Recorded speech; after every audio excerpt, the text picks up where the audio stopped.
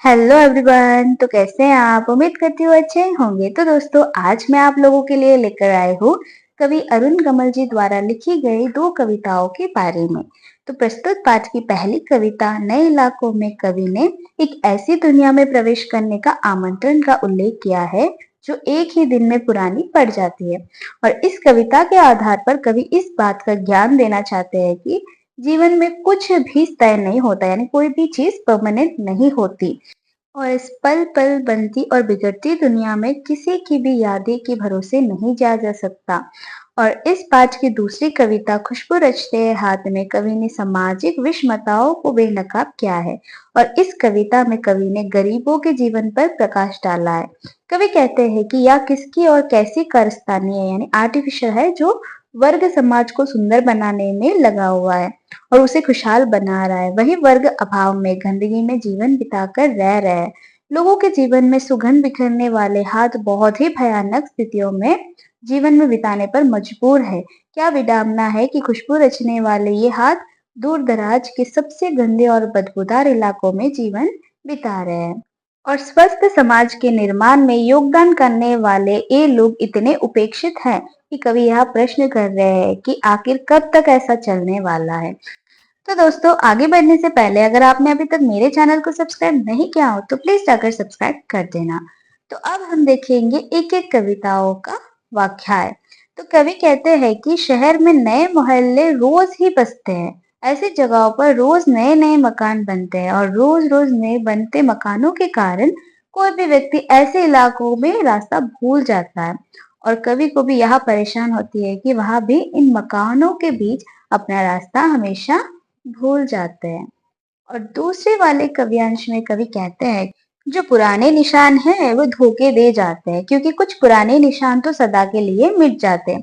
कवि के साथ अक्सर ऐसा होता है कि वह अपना रास्ता ढूंढने के लिए एक पीपल के पेड़ को खोजता है, परंतु हर जगह मकानों के बनने के कारण उस पीपल के पेड़ को काट दिया गया। और फिर कवि पुराने गिरे हुए मकान को ढूंढता है, परंतु वह उसे अब कहीं नहीं दिखता। कवि कहते हैं कि पहले तो उसे घर का रास्ता ढूंढने के लिए जमीन के खाली टुकड़ों के पास से बाएं मुड़ना पड़ता था, और उसके बाद दो मकान के बाद बिना रंग वाले लोहे के दरवाजे वाले एक मंजिल मकान में जाना होता था। कहने का तात्पर्य यह है कि कवि को अब बहुत से मकानों के बन जाने के कारण रास्ता ढूंढने में परेशानियों का सामना करना पड़ता है। और तीसरे काव्यांश में कवि कहते हैं कि अपने घर जाते हुए वह हर बार या तो अपने घर से एक घर पीछे ठहर जाता है या डगमगाते हुए अपने घर से दो घर आगे ही बढ़ जाता है। कवि कहते हैं कि जहाँ पर रोज ही कुछ नया बन रहा हो और कुछ मिटाया जा रहा हो, वहां पर अपने घर का रास्ता ढूंढने के लिए आप अपनी याददाश्त पर भरोसा नहीं कर सकते। और अंत वाले वाक्या में कवि कहते हैं कि एक ही दिन में सब कुछ इतना बदल जाता है कि एक दिन पहले की दुनिया पुरानी लगने लगती है और ऐसा लगता है जैसे महीनों बाद लौटा हूँ।